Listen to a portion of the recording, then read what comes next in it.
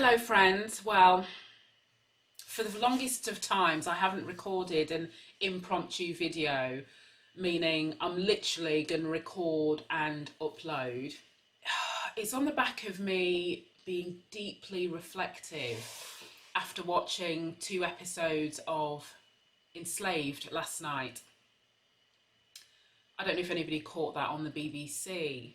Now, I've always said that I struggle to watch, read, listen to anything that goes into detail about slavery, about how my ancestors would have been treated, because so I can imagine too much.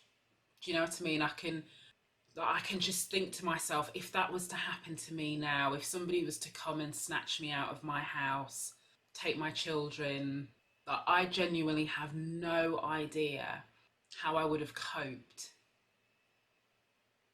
And so it doesn't matter how, what I call soft focus, some of these documentaries or programs or films or anything like that is, it's for me, I can just close my eyes and just think, what on earth would I do? You know, in that situation where you're praying for death, but even that doesn't come. So because of all the work that I've been doing and the focus every single day in some way, shape or form, right, on trying to push for change, trying to embody the change that I want to see as well. And I thought, let me watch this and see if somehow I can be a little bit more objective and not maybe feel so much when I hear some of the stories and understand a little bit more about how the slave trade was constructed and Britain's role in that. And let me tell you, it was still very, very difficult. I had to pause a few times just to just take a minute. And I couldn't help but reflect on the fact that there's a part of the documentary, and I'm not sure if it's the first episode or the second episode because they had 2 episodes back to back, where they're sat in the pub, right, and they're talking about how it was Britain's taste for coffee, which is very bitter, therefore made the demand for sugar, which therefore meant that they needed people to harvest the sugar cane. And they would have sat in this pub, so white businessmen, merchants, what we will now recognise as slave traders, would have sat in the pub drinking coffee, making plans about the sizes of ships, how you were going to make sure that you maximised every square inch of the ship to keep your cargo, and cargo being African people. How you would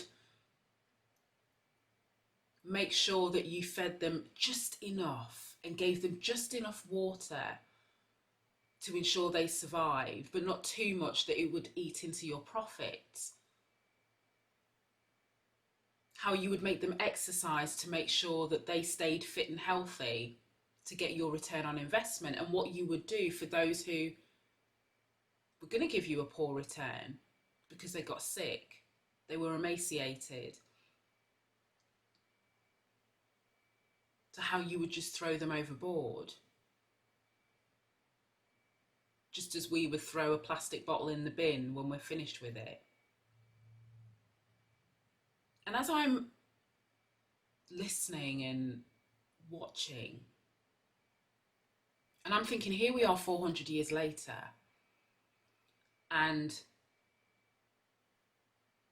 there are people who are sat in their offices, metaphorically and literally, who are able to make decisions about Black people with us not being in the room, in exactly the same way that 400 years ago, business people were able to sit in a pub and make decisions literally about the life and death of Black people that they could not even see, purely because of the colour of their skin. And I'm just thinking to myself, when people say to me, like, well, slavery was ages ago, you've got to forget about it.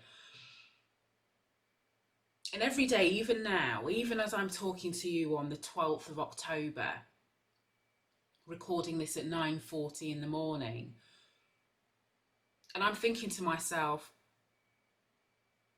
how many people have I spoken to over the last few months who are not only fearful for their jobs, so black people who are fearful for their jobs so they will not speak out about some of the things that happen within their organisations, how they've been treated, but also when they do that, the retaliation is subtle.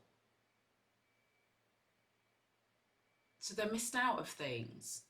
There's things happening where they can't put their finger on it. They're having to push that little bit harder.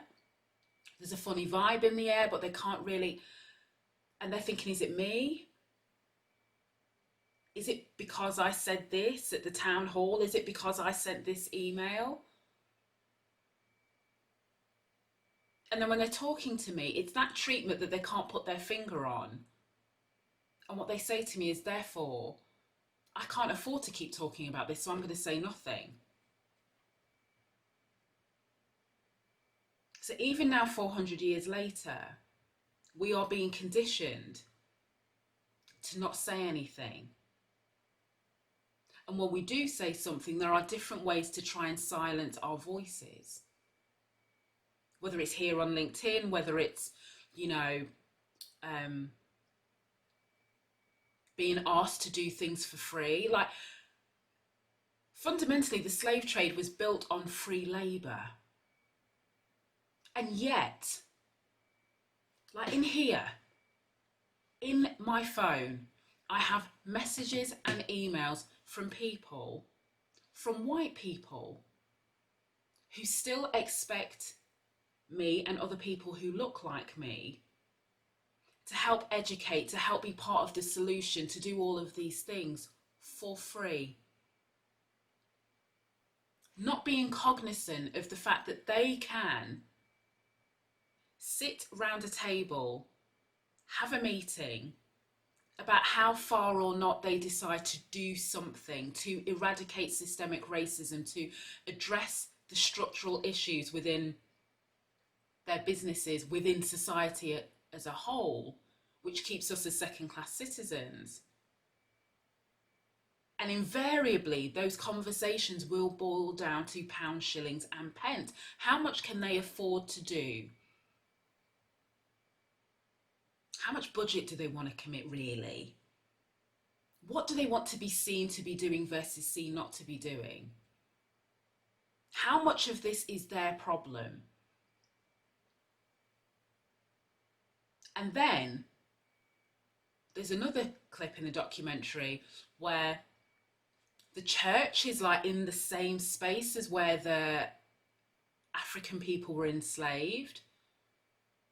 And how many people will look at that and go, oh my God, I can't believe that that's what they did. They had all these people that were raped, murdered, maimed. Men, women, boys and girls treated appallingly.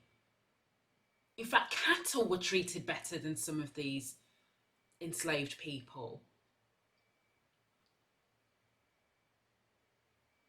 And yet there were some that were happy to have that right there, right next to them, and go to church and pray on a Sunday, right? And people will say, oh my God, I can't imagine. Well, listen, how many people have not done anything about this? How many people have switched over their television channel?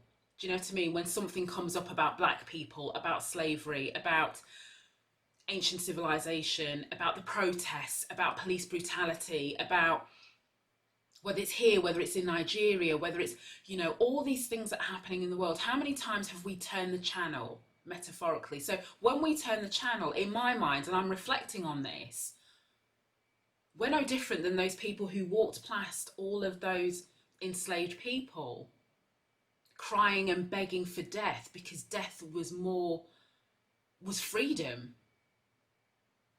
and put on their nice clothes and went to church and carried on living their lives like nothing is happening. That's how I feel. And I know some people say, well, that's probably a bit extreme. And I'm like, well, maybe it is. I don't know.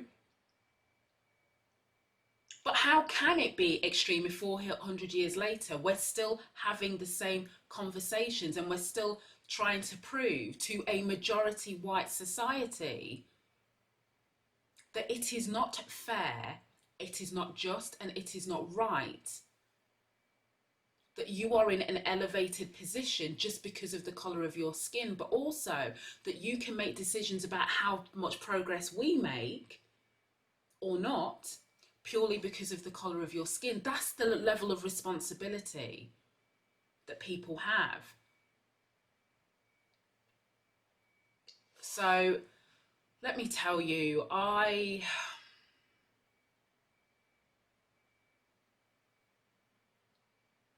this is not easy. As a black person, seeing and hearing how other black people are feeling and how they feel trapped. And of course, it's not everybody.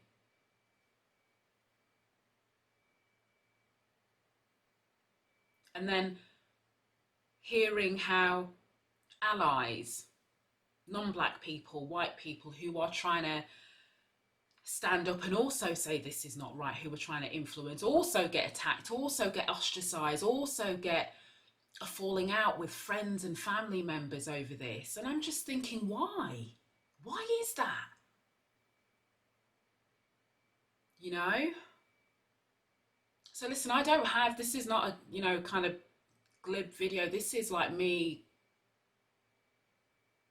just saying why? Why are we still here? And in the same way that I wasn't able to be objective and watch this, you know, there's worse, in inverted commas, documentaries and things that you can read and listen to that really go into the depths of the detail about how the enslaved people were treated. And but you know, there's something about when you see it visually recreated, for me it just makes it even more real. The words can jump off a page in a book, but you know, when I see the oyster shells in Gabon that were just like, because that's all my people could eat. That was the only thing that they were allowed to eat, oyster shells. I don't even like fucking oysters. Oh God. And this is only 2 episodes in. I'm going to be a hot mess by the time this whole, I don't know how many episodes they're doing in this, but oh my goodness. But you know what? I've got to push past my own discomfort, even though I can't pretend, you know. So I just got to sit with it and I will process it.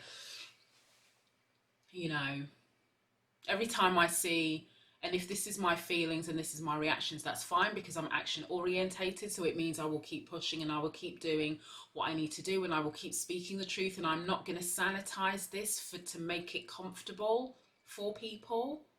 Just because I've been doing this for a minute now, I'm not sanitizing it. So, you know, if anything that I've said makes you feel uncomfortable, then it is what it is. So as always, listen, thank you for just hearing me and just giving me some time out of your day. It's always appreciated. And yeah.